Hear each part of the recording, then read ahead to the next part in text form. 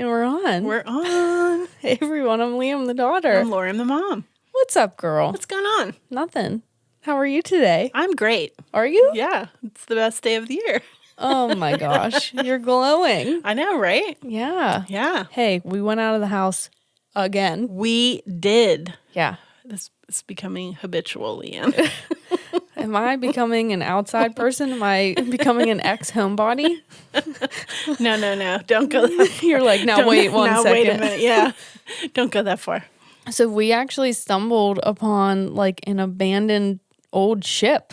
Yeah. That was kind of cool. Yeah. It's like a ghost, a graveyard for ghost ships or something. A ghost ship, so to speak. Yes. Remember when you did Ghost Ship? Remember when I did that? Yeah. I love that movie. Yeah, so we walked like, I don't know, 1.5 miles down this beach here in Seattle. Yeah. And we stumbled upon this old ship, and it was totally cool. And we saw a bunch of crabs. Oh my gosh. We saw a heron, a blue heron. Oh my God, yeah. It was out looking for some some grub. Some grub. But I could have sat there and watched that all day. Like he was just perched on a little rock, and he looked so cool and majestic. Yeah. Oh my God, beautiful. And the ship was looking a little, so I had to look it up, and it said it's actually like a boat Ship graveyard. Yeah. That is cool. Yeah, It right? was really cool. Very cool. Looked like an old pirate ship. It did. So if you're ever in Seattle, I recommend going to visit that. The dog came with us, and he is just tuckered out like a light. He's tuckered out. He should be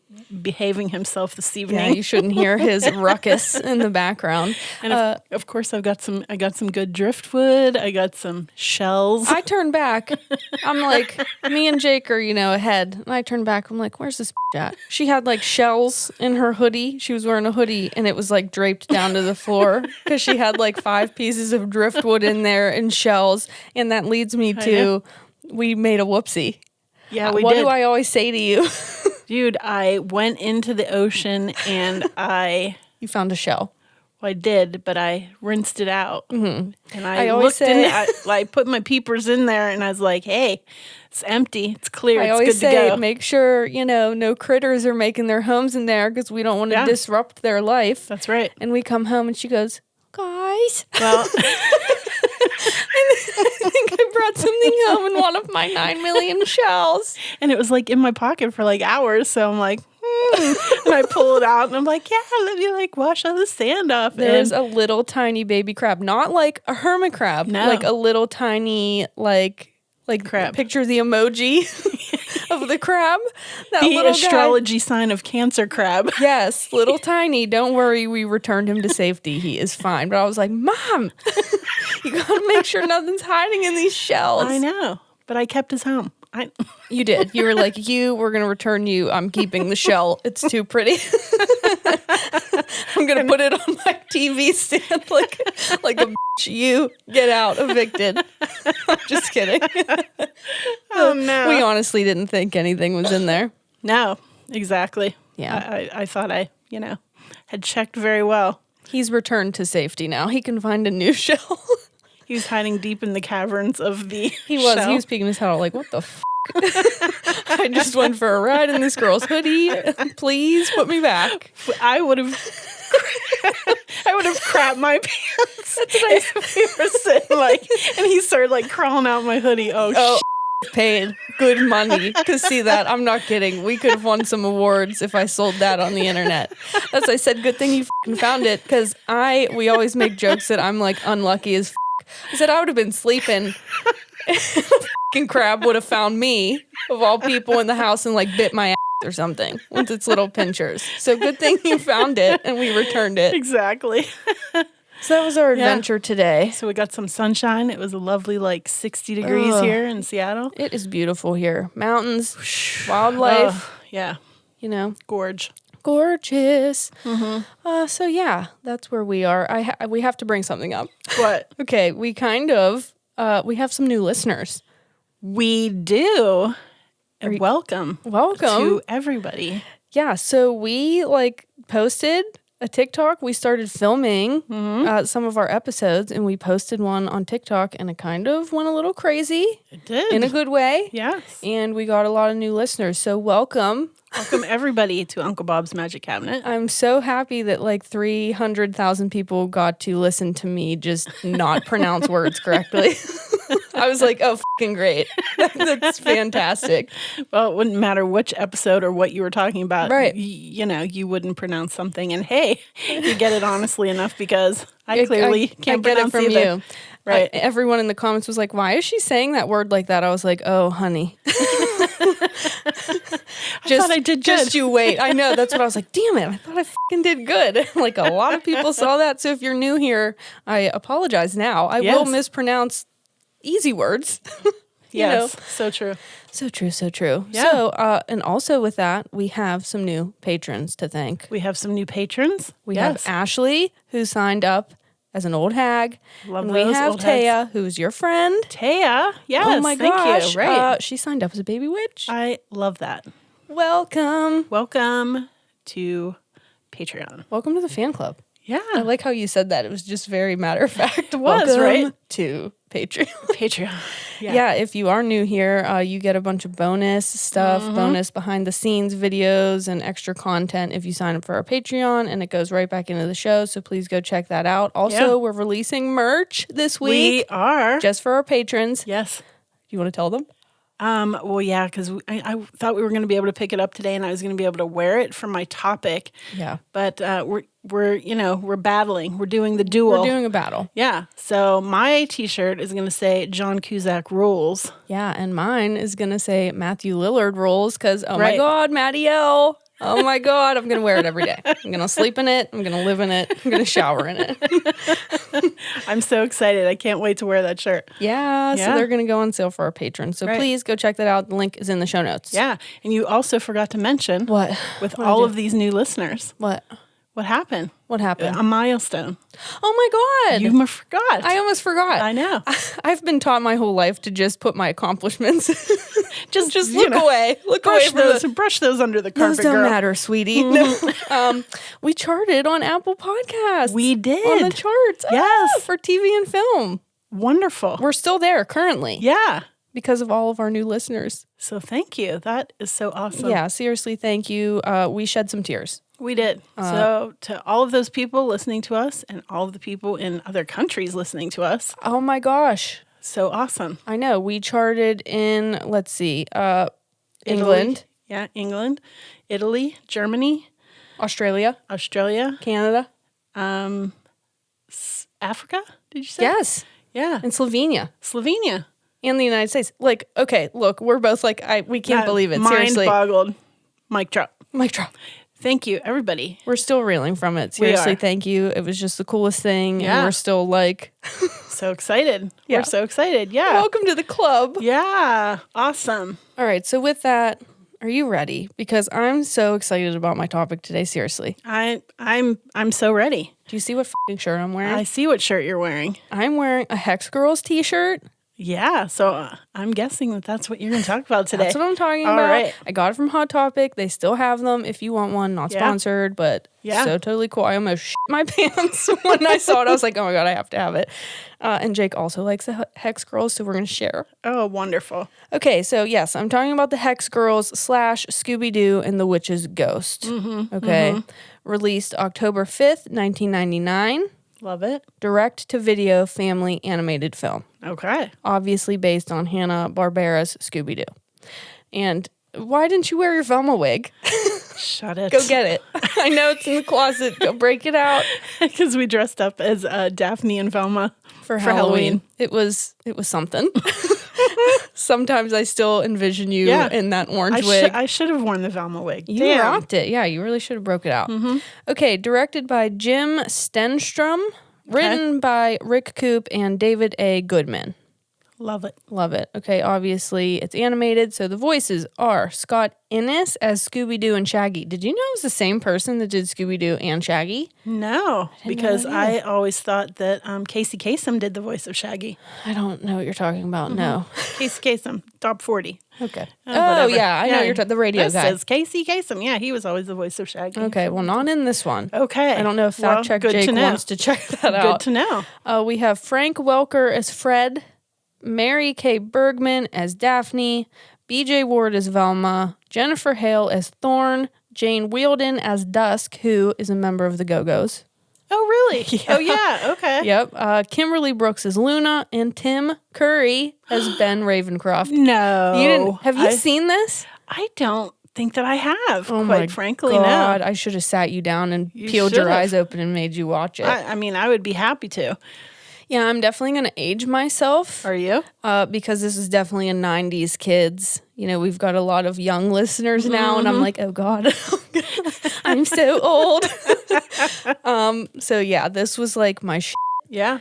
Jake is a big Scooby-Doo fan. Yeah. And was when he was younger, so this was like... That was my favorite cartoon growing up. Yeah, so how the hell? I was not an animated fan, as we've talked about, but Scooby-Doo Yeah, so you keep saying that, but I think you have to come to terms with the fact that you might like animated stuff. Really? You always say that. You're like, I hate animation, but I love this. You've said that like 10 times. I like, like the Mary Poppins where it's like real people animation. Yeah, whatever. Scooby-Doo was the jam, though. I always watched it. Scooby-Doo's the shit. Yeah. Okay, so here's the rundown of the film. I'm going to assume that everyone kind of knows what the general idea of Scooby-Doo is. Okay, Yes. If you don't, where have If you been? If you haven't seen the cartoon, you may have seen the movie starring Matthew Lillard. Oh, he makes his way into every fucking episode, and I love it, and he's going to continue to do so. One day, he will be on this podcast. Mark my words.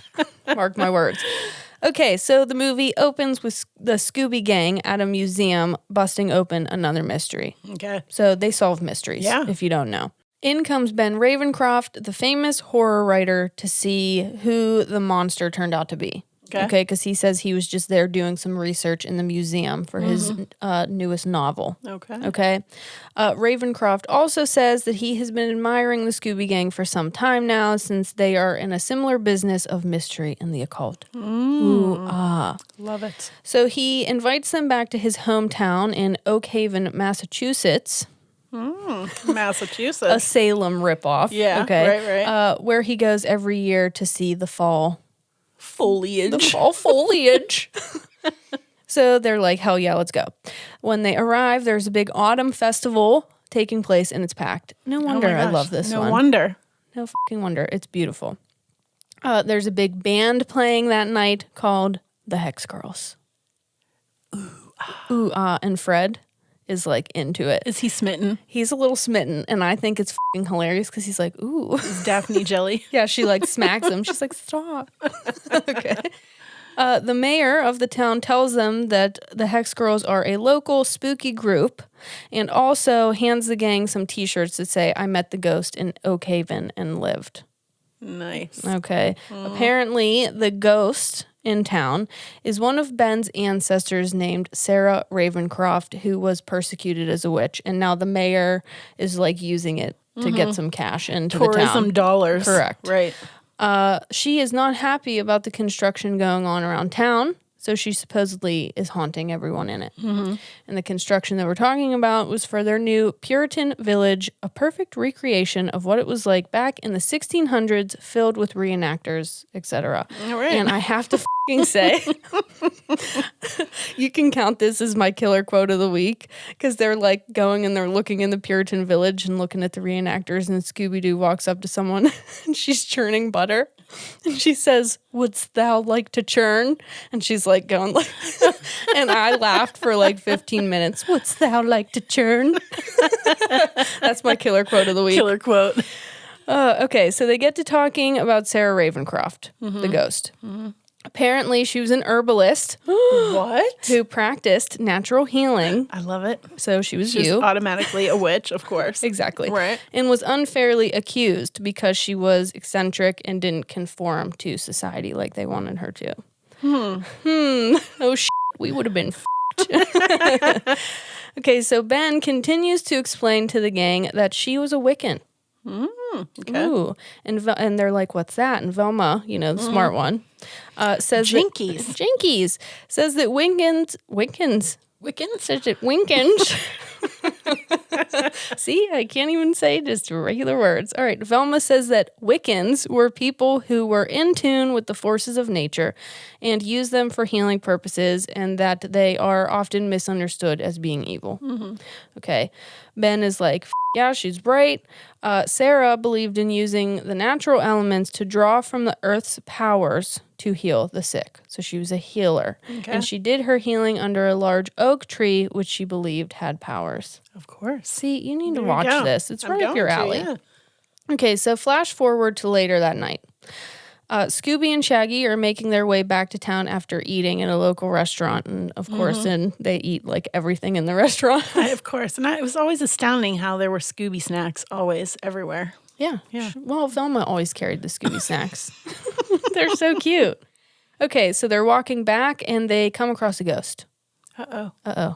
Dun, dun, Dun, dun. dun, dun. She says, this town shall pay for what it did to me, and tries to attack them. But eventually they meet up with the rest of the Scooby gang, and while they're trying to figure out what's going on, they hear some sick jams off in the distance. What? They're like, what's that fucking sick tune? And they head over to check Sounds it like out. a concert.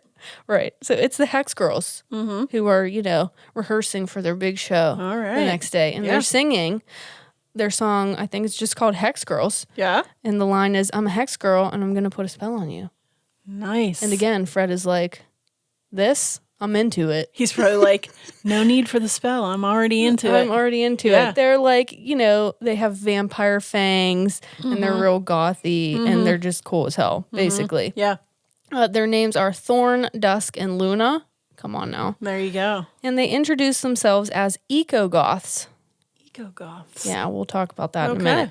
And they make it known they do not need anyone's approval. I love that. Love it so fucking Love much. that attitude. It's so much like they're like, we don't give a Okay, later the gang overhears the Hex Girls talking about doing a ritual.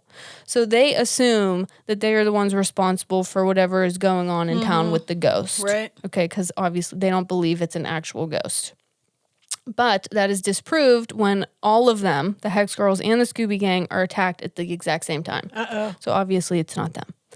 The ghost appears again, and it actually turns out to be Thorn, who is the lead singer of the Hex Girls. It's her father, What? disguised as a ghost. And him and the mayor are working together to bring money to the town. Because they were like, no one wanted to come and visit, so they had to, Okay. make this story up about an actual person in town. Yes. But they made up Right. this big, elaborate scheme. So afterwards, they all dig up Sarah's spell book. Ooh, Okay. fun. Which Ben was like looking for. Okay. He Okay. wanted this spell book. All right. And it is revealed that Sarah actually wasn't a healer. She was a witch. Uh-oh. Uh-oh. And Okay. Ben is a warlock who has been bad this whole time. He was trying to get his grubby mitts On the spell book. On the book. On the spell book to summon Sarah back and get her power. He's bad. What a jerk. And shit gets wild. Okay, Sarah comes back. She curses the land around them and vows to basically destroy the entire world. Nice. Okay. Okay. Because only a virtuous soul can imprison her. Okay, back in the book. So she was locked in the book. Okay. Ben released her, and only a virtuous soul can imprison her back in there. Thorn, because she is a Wiccan, we find out, reads a spell from the book to take her and Ben out.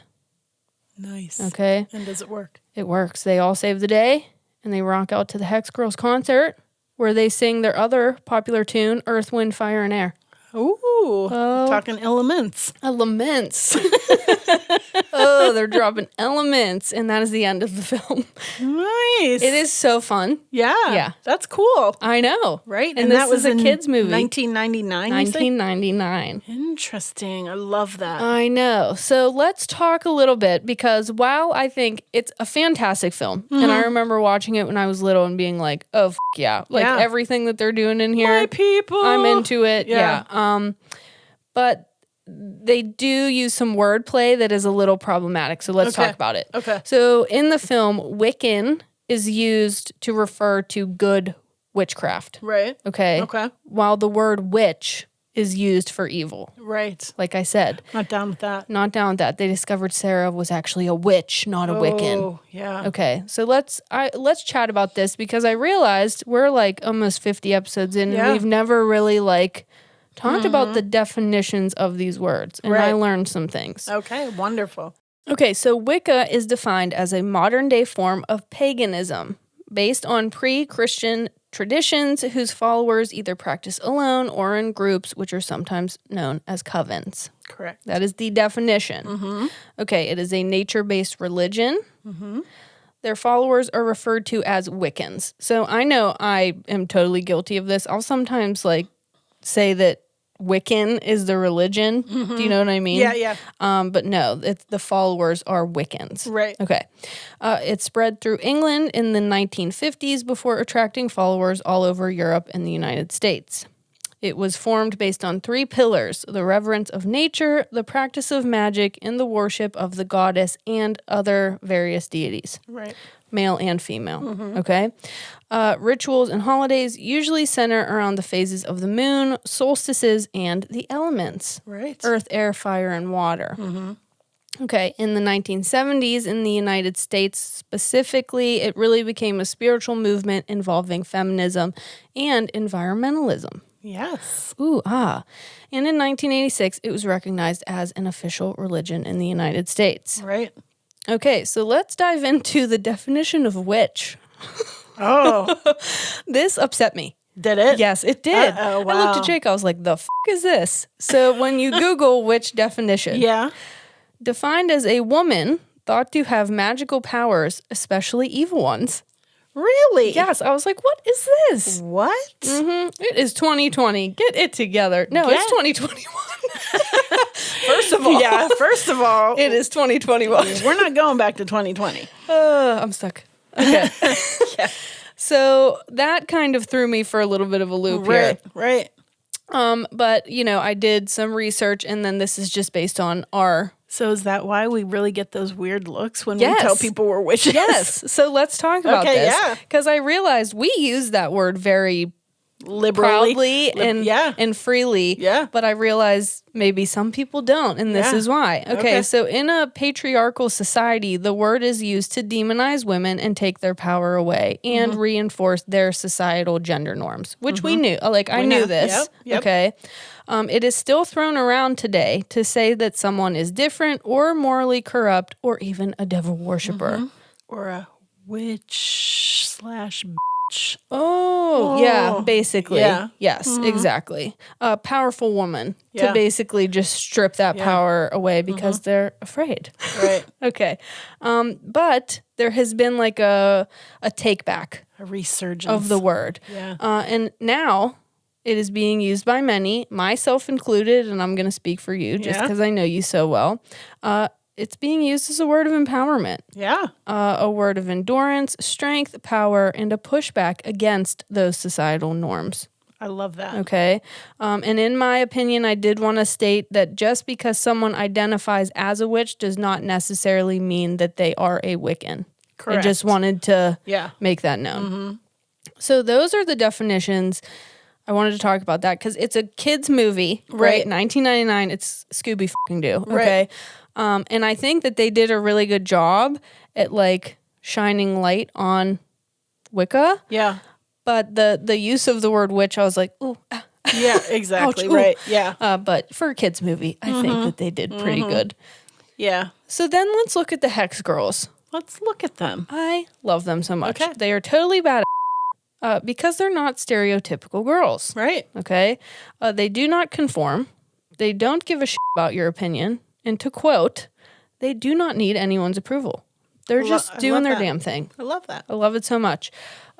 They identify... Interesting, though, how they were thought immediately to be Witches, evil. the bad ones. Right, witches. Yeah. Which in the movie they said witch is bad. Mm-hmm. You know what I mean? That's very interesting. Yeah. They identify as eco-goths, which are basically goths that care about the environment. I love that. And I couldn't really, it seems as though eco-goth came from this. Like, they Really? made it up, I think. Okay. Jake, you might want to fact check me, but I'm pretty sure. Okay. And if I'm wrong, I apologize, but I couldn't find anything of like where that term came from. It seemed like it stemmed from this movie. I had not heard of it. But now, so think about what we just said. Yeah. That Wicca practices, right? It's a nature-based religion. So I thought it was interesting that they had them be like all about the environment. Right. So based on what I'm seeing here, it does look like the term originated from this movie. Yeah, but now it's interesting. kind of like a thing. Oh, yeah. Okay, because of the fucking Hex Girls. Right. Totally cool. So you're seeing the link, basically, between them and at least, modern day witchcraft or whatever. But they are also now considered to be queer icons. Really? Yes, and I love this so much. Oh, that's awesome. That is because they stray from norms, gender norms, spiritual and religious norms, and overall societal norms. And they represent personal freedom and power and are true to themselves no matter what. I love that. Like recently on the internet, there's like this joke going around that if you liked the Hex Girls when you were young, that you are at least a little bit queer now. And I think, obviously I identify as bisexual. Right. And I'm like, oh, I've been called the fuck out. But it makes total sense because I had a total crush on the blonde one. Okay. Because I like drummers. And if you are going to be one of those people that tell me you never had a crush on a cartoon, I don't want to talk to you because you're lying.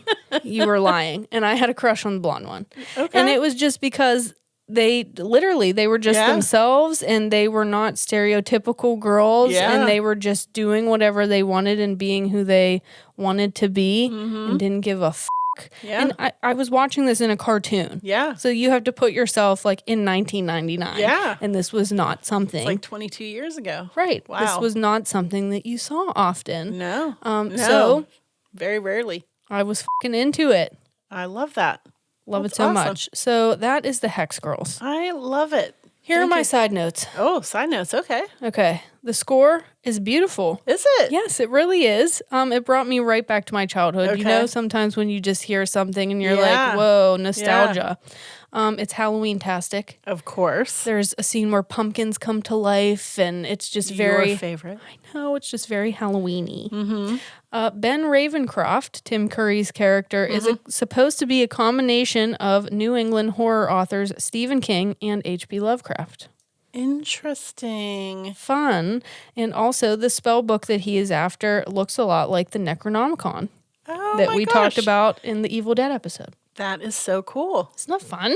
That is awesome. So if you haven't seen this, seriously, even if you don't have kids, go fucking watch this.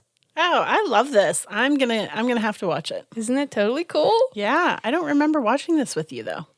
Yeah, I don't know. I watched it all the time. Did you? Yeah, I remember it being on TV and I was just like, I listened to the music. Yeah. Like the Hex Girls. Those jams, they were catchy. They were catchy as catchy tunes. Catchy tunes. I love it. And yeah, I hadn't watched it in a while and I'm so glad that I did. And I'm so glad that they have kind of like, they've stayed. Yeah. Like normally side characters in Scooby-Doo, you know, in the Scooby-Doo world don't last. But they have totally like, then they started to appear in other films because people like them so much. Yeah, because so cool. They were just, they represented something that needed to be represented and that you didn't see often, especially not in kids' stories. Yeah. So it was so awesome. And please go watch it. I love it so much. That's so cool. I love it. Well, there must be, I mean, if you can buy a shirt at Hot Topic, then obviously they're popular. Yeah. In my research, I read that like they're trying to get them to do like a comeback. And I think that the girls that voiced the Hex Girls, like they go to shows and Comic-Con type things and meet people. And they're still like a really big presence. They're a big staple in pop culture. That is awesome. And definitely in the queer community, which I'm so down with that. And I'm so like excited that other people in the queer community like identified with them because I didn't know. I just like loved them. And then when I found out, I'm like, oh, they're like other people felt that way too. That's so fucking cool. Yeah. Oh, I love that. I love that. Yay, Hex Girls. Woo! Yay. Now I'm going to have to go watch it. Definitely. All right. Am I up? You're up to bat. Sweet. I know that we say this every single solitary time, but we're going to be crossing paths. What? Yeah. I mean, A little bit. It's like the 7 degrees of Kevin Bacon or the 6 degrees or whatever you say. It's one of those. So today, I didn't get to wear my John Cusack shirt. You didn't. Soon. But You'll have it soon. I am wearing an Irish shirt. And John Cusack is actually Irish. So I think that this is going to tie in. Wow, what a stretch. I'm bringing John Cusack into my topic today. Nuh-uh. I am. Oh, and boy. girl, does this, you know what I'm saying? Is this the most that anybody's been talked about on this podcast so far? I think he's hit the. No, Matthew Lillard. Don't get me. I'm saying as far as episodes. We did this will be number 3 for John. All right, you know what? Then I'm gonna have to get Matty L back in here. You better do it. I can't let him down. All right, so today I am doing a movie called 1408. I love this movie. Isn't it great? It's so good. It's a horror movie, It right? is, yeah. It's considered a psychological thriller / horror. And you know I love some psychological thrillers. You do. 2007. Oh God, really? Yes. Oh, I'm old. I know. I myself, though, You're like, I know, you're old. young as the summer breeze. All right. It was a budget of $25 million and worldwide took in $133 at the box office. Not too shabby. Not too fucking shabby. But what you might not know, because you just brought this up, is actually based on a short story by the same name by Mr. Stephen King. What? Yeah, Is it really? it is. And What you the just and you just mentioned Stephen King, All right, get out of my brain. right? All right. So the cast: John Cusack plays Mike Enslin. Samuel L. Jackson plays Gerald Olin. Love him. Tony Shalhoub plays Sam Farrell. He makes just a small. I love Tony Shalhoub. I know, and he's in 13 Ghosts with Matthew Lillard. Oh my God. Love those. Connect them dots. Mary McCormick plays Lily Enslin, and Jasmine Jessica plays Katie Enslin. Okay. All right, so we have Mike Enslin, who we don't see at first, but we kind of learn that he's estranged from his wife and that he had a daughter named Katie, and she passed away.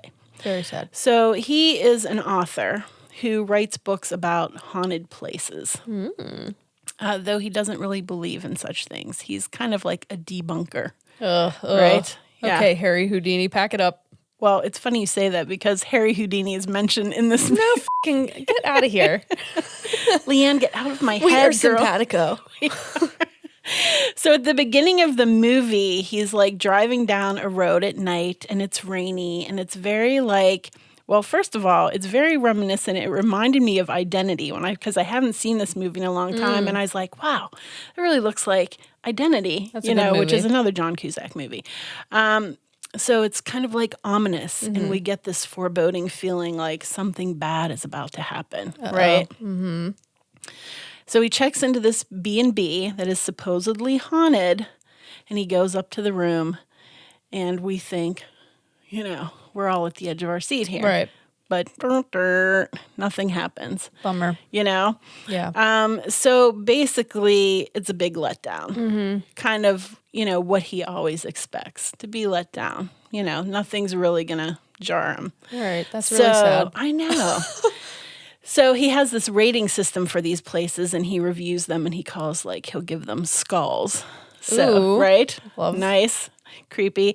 So he gave this place like 4 skulls, and, he's like, well, if you let her know that you're coming, she'll make you a lovely flourless chocolate cake. And basically what he's doing is he's reviewing these places. Yeah. These people are like reaching out to him saying, oh, we have this haunted place for you to come check out. But they really just want to be reviewed by him because then they want the publicity. the tourist dollars, as you just talked about. Stop it. So then he gets this mysterious postcard in the mail. And on the front of the postcard is the Dolphin Hotel, which was established in 1912 in New York. And all the postcard says is don't enter 1408. Well, now I'm going to fucking enter it because you told me not to. And he says, I'm intrigued, right? My Aries moon and rising is like, well, bitch, I'm going to enter it. He's like, let me give this hotel a little ringy-ding. Right. And he's like, would like to stay in 1408.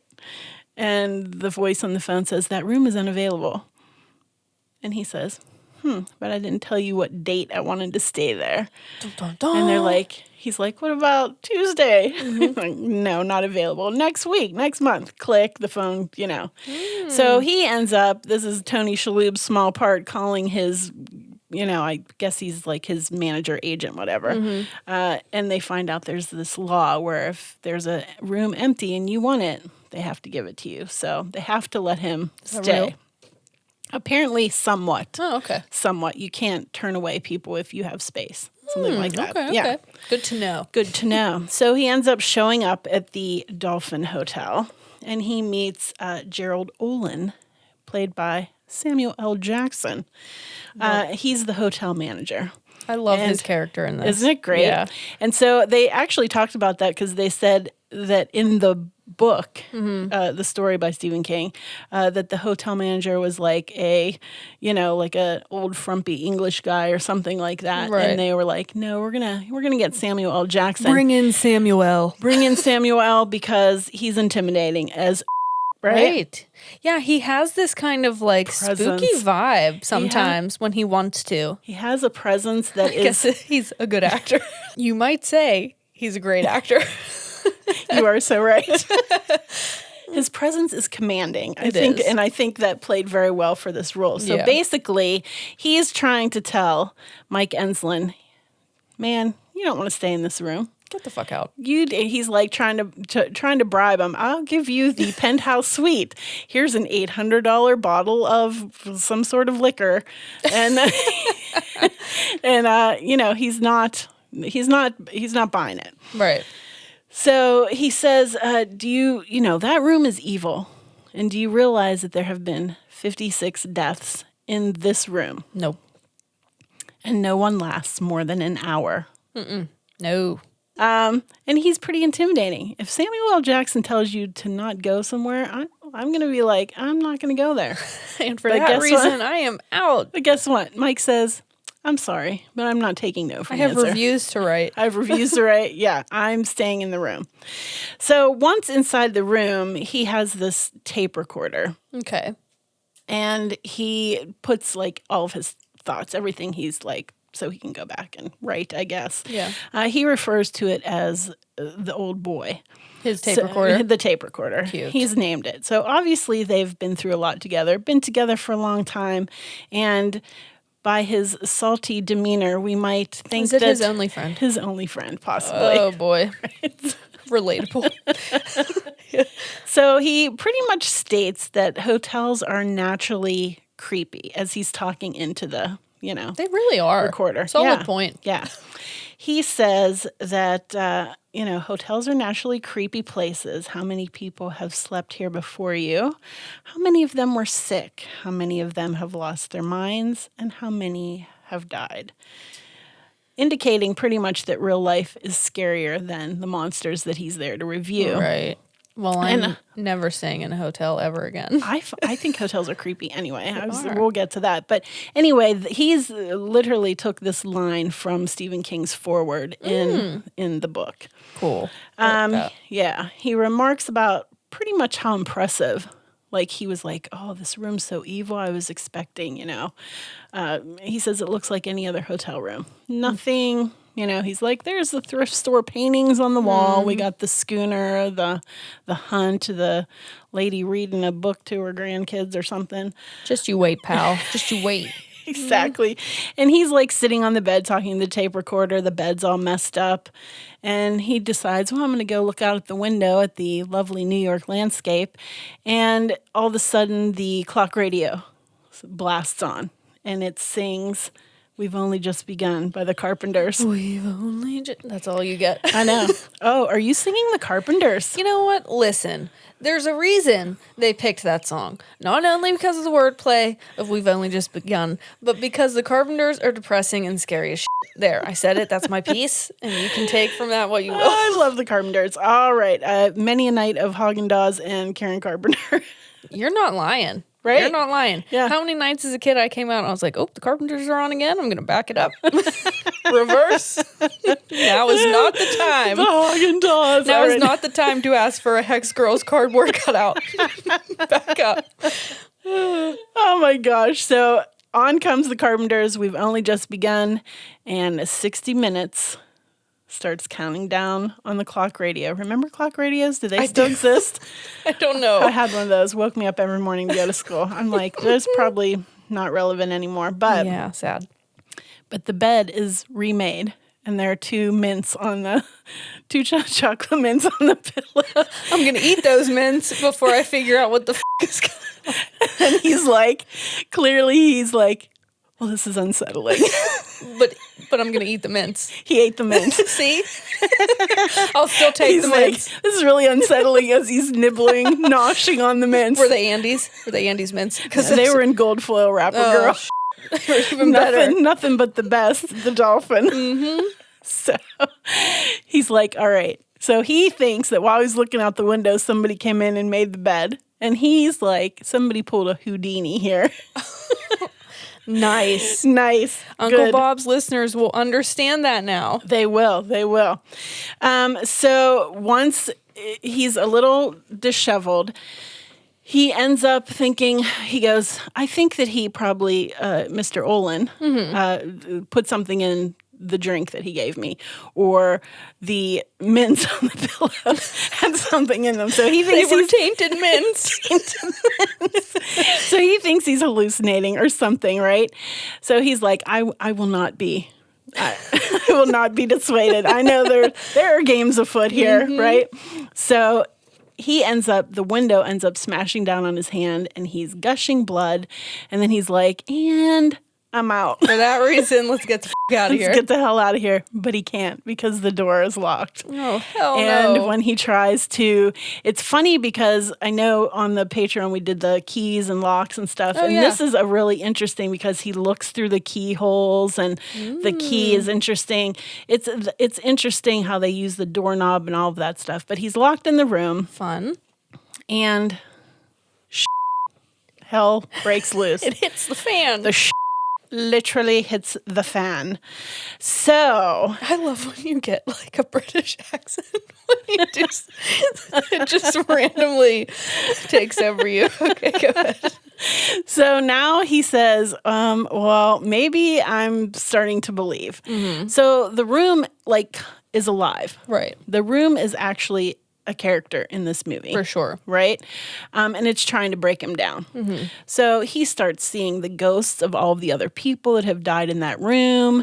And it's creepy as hell. Sure is. The Carpenter song keeps playing. And as you know, That would be enough to break my ass down. You know what? Let's pack it up. I'm done.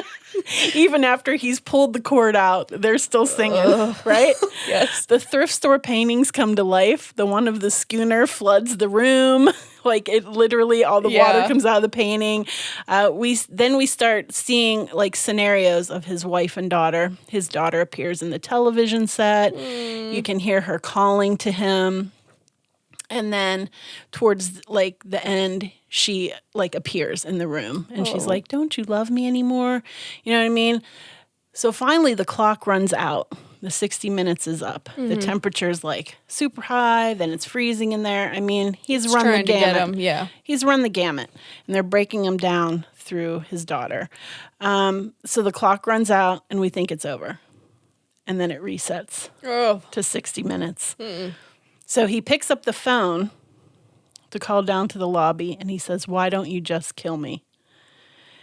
And it sounds like a 70s flight attendant. It does. Doesn't it? Yeah. And it's very eerie. Very She's creepy. like, "Well, because, sir, all of the guests of this hotel enjoy free will, and you can choose to relive this hour over and over again or take advantage of our express checkout." And so then a rope appears. Oh, you know what I mean? my God. So then you realize that a lot of these people who have committed suicide in this room were like driven mad. Right. You know. By the room. By the room. So I'm not going to tell you the ending of this film. It's a good one. because it's a good one, but also because there are 3 different endings that were shot for this movie. Whoa. And none of these endings match Stephen King's ending in the book Well, or in the Stephen story. King is known to write just a wretched ending. Right. Yeah. So probably for the best. Crazy, right? So I actually love, though, how the room, even though it's a character and it's evil and it uses its inanimate objects to break him down, one of the things that's different about this is that it actually has the ability to take your memories from you as you enter the room. And that's how it used like his daughter. memories of his wife, his daughter, Yeah. his father appears, you know. Wow, yeah. So it's really interesting. And I love, again, we all know that I love John Cusack, but I thought that this was an underrated movie. I don't know if a lot of people know it. Very underrated. Very underrated. And I think that his acting in this was phenomenal because he literally was acting with himself. It was you know? basically just him the whole movie reacting to the room, and Yeah. he did so good. He did. It's phenomenal. I encourage you to go watch it. It's great. Yeah. So I thought, you know, I'd do a little digging and look up some haunted houses, you know, or haunted hotels. Yeah. So this movie was actually based on a real life event at Hotel del Coronado, Okay. built in the 1880s in San Diego, California. Santiago. Santiago. It is considered one of the few last survivors of the American architecture genre. And to see pictures of this, it is it beautiful? glorious. Oh my gosh. A wooden Victorian beach resort, and it was considered the place like all of the Hollywood elite went there, presidents.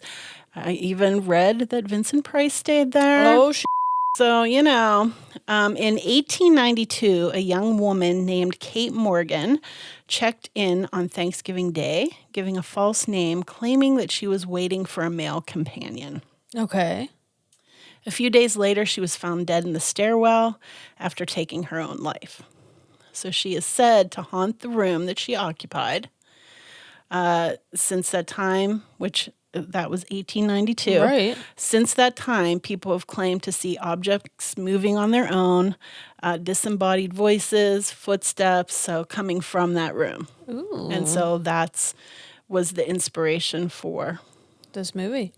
well, the short story book. by Stephen King. I have one question. Yeah. Did Zach Bagans investigate it? I don't know if he did or My not. God. Well, wait, is it still around? It is still in operation. I bet Zach Bagans went there. I'm sure he did. We'll have to check that. And then I thought, since we're on the top, because there's so many haunted hotels out there, and quite frankly, hotels are creepy. They are very creepy. Right? Yes. And I actually have a personal story that I'm going to tell, and I didn't think of it until like right before we came in here to film. I thought, because my thing was like, does anybody have any stories about haunted hotels? And I thought, girl, you have a story. Girl, come on. Wait, do I know about this? I don't know. I'll have to, we'll see. Okay, I'm so excited. All right, so let's get into my story. Okay. I'm like chomping at the I must bit. have blocked it from my mind now. So about 20 years ago, traveling, and ended up staying in this hotel. And I thought I had to actually look it up because I kept thinking Salt Lick, Indiana, but I think it's called French Lick, Indiana. Okay. So it was state of the Indiana. state of Indiana. Okay. Yeah. So we were traveling there and ended up in this hotel, and it's like a resort. And when you pulled into it, it literally looked like something out of an Agatha Christie novel. Ooh. It had this like big porch. It had like the wooden rocking chairs. You walked in, there were gargoyles like all surrounding the buildings. And you went out to the back and they had like these like big pools. Okay. They were like salt, like where you would soak in the salt pools or salt saunas or whatever they were. And then you walked into the lobby and it kind of looked like the one in American Horror Story in the hotel. And it was like these marbled floors with these columns.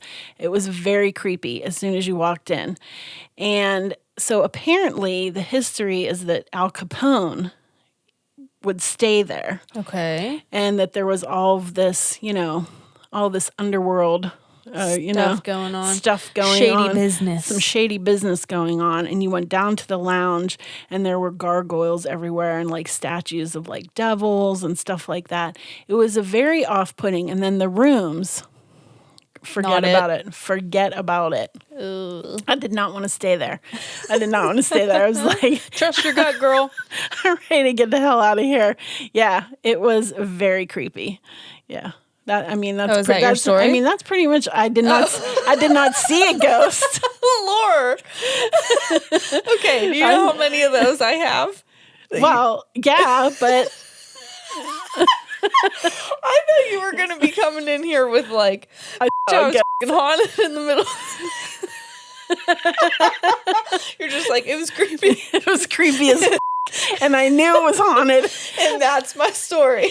When the hairs stand up on the back of my neck, I know there's trouble right here in River City. So, yeah, we could even talk about when we stay at the hotel in Lilydale. Dude, yeah, we actually have seen ghosts in that one. Oh, you're so funny. You're too pure. I love you so much. Yeah, what hotel was it in Lilydale? The Maplewood. The Maplewood Hotel. This was back in the day, and I fell asleep. What? I was thinking of the rooms. Oh, the rooms are creepy as hell. Yeah. The floors, they're going like, they're not straight, they're going downhill, and it's just creepy. If you don't know what Lilydale is, we did an episode about it a while back, but so I fell asleep. And when I fell asleep, you were in the room. Okay, but then you must have got curious or whatever, or bored, and you went down to hang out on the porch. Maybe I just had to go to the bathroom. I know. I'm like, you left me for 5 minutes? Where did you go? But you went down on the porch because that's when you were having a conversation with those cool astrologers that you met. Oh, yeah. But I got woken up to the sound of your voice. Did I never tell you? I never told you this. Did you? Yes, No. I did. Did you? You were like, Leigh, wake up. And I woke up and I was like, hello? And then you weren't there. And I started freaking the out. Like I literally had an anxiety attack because like you were there telling me to wake up. And it's not like, I know I do a lot of dream work. So I know the difference between a dream. Okay. This was not that. Right. It was not a dream. So was there somebody in the room? 100%. Like I thought you were in the room. But it was not me. But you weren't there. I woke up and you weren't there. And so you don't remember, I came down and I was like panicking. I'm like, oh my God, you were just in the room. You're telling me to wake up and there was someone in there and the floors were creaking and I almost shitted myself the day I shit my pants at Lilydale. Yeah. So that's a haunted hotel story. It's not just, I walked in and it was creepy. Well, here's the thing though. Like, so we've done the ghost walks and the ghost tours and stuff at Lilydale and we've seen like figures in windows. Oh, yeah. That one night it was like, there is a person up in that window. 100%. But I've never gotten the feeling that they were harmful. Oh, no. No. You know what I mean? This place. Yeah, there's a difference. I know what you mean. It was harmful people, like harmful energy there. Yeah, I know what you mean. It was very creepy and I was very uncomfortable. Yeah. And I did not sleep. So I'm like, hello. Like I was waiting for to start moving. And, right. Yeah. And I didn't want to be there when it happened. I know what you mean. You can definitely, like, people who are sensitive or, you can definitely feel the vibe. Yeah. And a lot of hotels have that vibe. We've stayed in a bunch where I'm like, I don't think so. Yeah. Yeah. I don't, when I used to have to travel for work sometimes and stay in a hotel myself, definitely don't like it. Yeah. Yeah. I'm not comfortable. Well, this movie probably didn't make it any better. That's true, yeah. Yeah. If any of you have a haunted hotel story, please reach out. Yeah. Please on social media. I love to hear stuff like this. I think it would be so cool to hear what others have to say about that. That was great. Yeah, it was good. Good story, even though you laughed at me.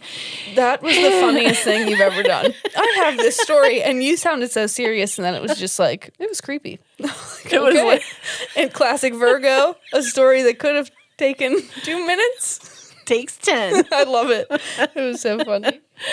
All right, so that's my episode on 1408. I love that. I think both of our topics today, are kind of underground, and you should go watch them. Yeah, You know what I mean? This is a great movie. And again, Hex I'm in the Girls. horror community, and this movie is never brought up, and it's such a good movie. So good. 1408. Come on now. John Cusack. He's such a great actor. 2 enthusiastic thumbs up. Yes, girl. I can't wait to have our. I ordered myself a John Cusack roll shirt too. Don't tell Matthew Lillard. I ordered myself one of each. I also am getting a Matthew I know. I was Lillard, going right? to say you also get one of each. I support Maddie L as well. They both roll. Okay, They do both There's rule. a secret. Yeah, yeah. All right. Well, with that, With that, it's time for killer quotes of the week. yes. Da-na-na-na, da-na-na-na. Da-na-na-na, da-na-na-na. I stand by my earlier killer quote of the week.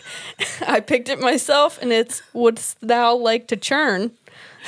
from Scooby-Doo and the Witch's Ghost. By a Puritan reenactor. Churning butter very graphically. Oh my gosh. All right, so mine is, we came here to get a story and we don't rattle. That's Mike Enslin from 1408. Oh my God. Some John Cusack love is going out today. I love it. Love it so much. Yes. All right. Go check out our Patreon. We're happy to hang out with you. We'll see you Yes. next Wednesday for our Witch Whisper. Yes. TTFN, guys. Cut, print, check the gate, moving on.